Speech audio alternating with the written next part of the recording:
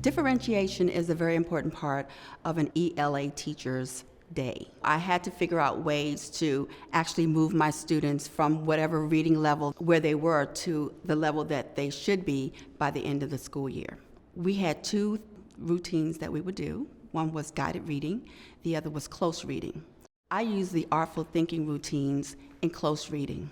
And what I would do, the text would be very difficult, and so I would have to use the text to show them how to read a difficult text. Where does the Artful Thinking routine come in? I see, I think, I wonder. So when they're reading and they're listening to me, I ask them, close your eyes. What do you see when I'm reading? What comes into your mind's eye when you hear this? What do you see? And then I would say, jot it down. And then I would say, now what are you thinking about what you see? Jot it down.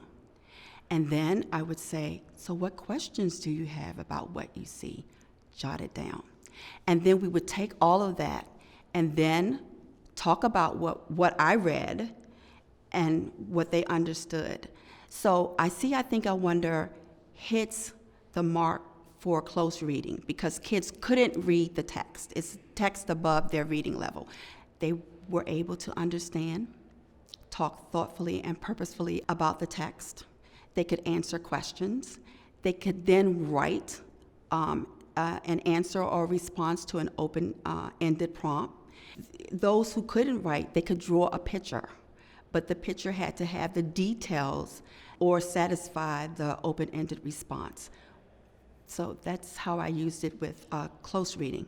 And guided reading, children were reading on their level. So many of them had pictures, a lot of pictures in the text that we were reading. We would use the I see, I think, I wonder in the text so that they would be able to then realize that the artist, the illustrator, had information in the pictures that he or she wanted the students to know, that the pictures supported the information in the text.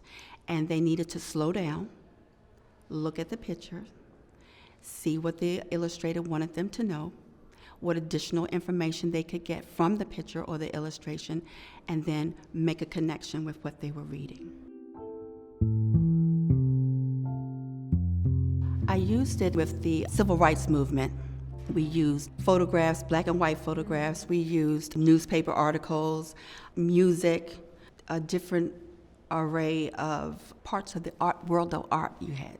We even used dance to understand the civil rights movement. That's a hard subject to teach children because they think it happened long time ago.